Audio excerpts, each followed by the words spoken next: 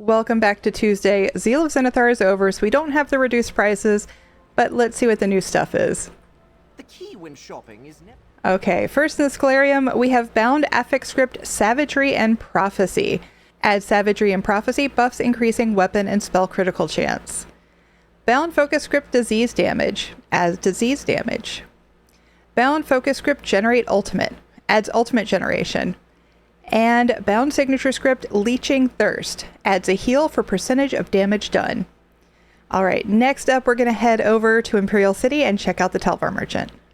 We've made our way to the sewers, let's see what she has. This is all according. Okay, we're going to start with Hughesbane treasure maps at 6,000 Tel Var. I think this is pretty steep. Hughesbane treasure maps aren't super exciting. They do give us Baraha's Curse and Savara's Scales, as well as a chance for 3 book furnishings. Just remember, you do need to have the eidetic memory learned on the character you dig up the maps with in order to find the books. If you're not sure how that works, I have a link below in the description. Scripts, we have Bound Affix Script Brutality and Sorcery. Adds Brutality and Sorcery, buffs increasing weapon and spell damage. Bound Focus Script Immobilize. Adds an immobilization effect. Bound Signature Script Thief's Swiftness. Adds improvement to your mobility. Next we have Fragment of the Vampire Lord, which I'm actually excited about. It's a little expensive at 50,000 Tel Var, but this is one of the fragments used for the Mist Form Violet Purple skill style. And this one drops off the final boss of Kind's Aegis, the trial.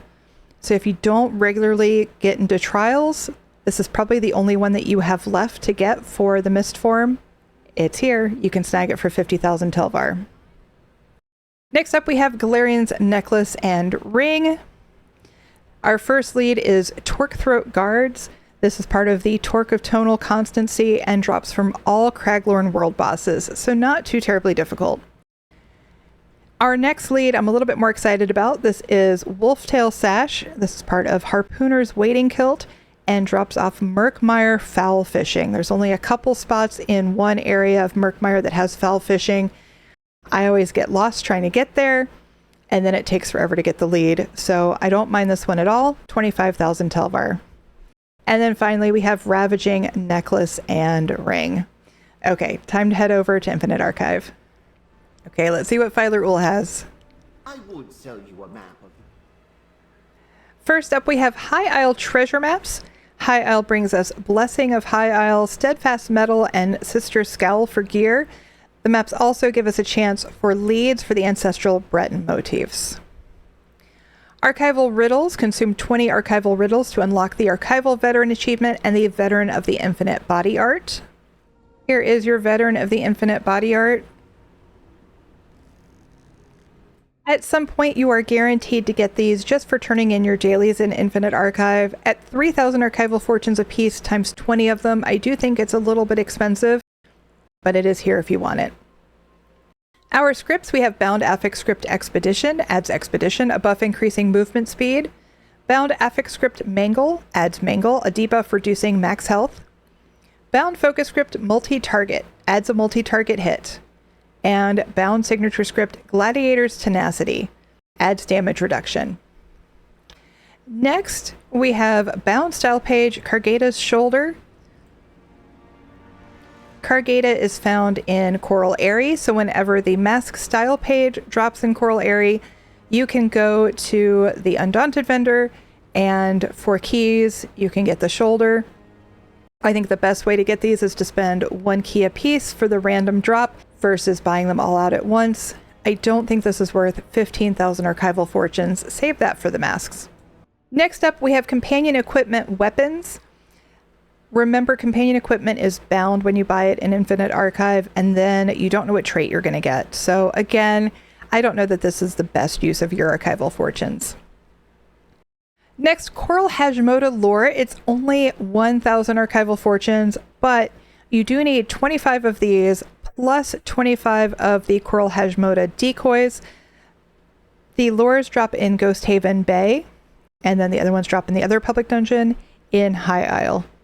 So they've increased the drop rate on these. I don't think they're terribly difficult to farm, but if you really want your Coral Hajimoda pet now, then 1,000 Archival Fortunes will get you each piece. All right, Delver's Almalexia deck fragment. These are found occasionally in delves on Telvanni Peninsula and is part of the Almalexia deck in Tales of Tribute. Our first pattern is Formula Colovian Mirror Wall. This runs 28 to 35K on PCNA. Is a very ornate mirror. And of course is 2,000 archival fortunes. Our first lead is Infinite Table of Contents. This is for the Infinite Tome and drops in Infinite Archive. I do think that these drop relatively easily. So if you're in here running to get archival fortunes anyway, you probably don't need to buy this one. Our next lead is Silver Thread Stitching. This is part of Sirabane's Ward and drops from the final boss in Banished Cells 2. I do find this one a little bit trickier to drop.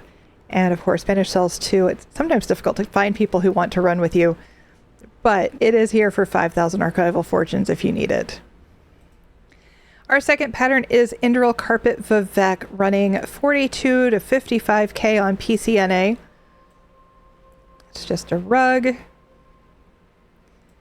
And then our final pattern is Argonian Mortar Bone, running 10 to 13K on PCNA and is a base game pattern.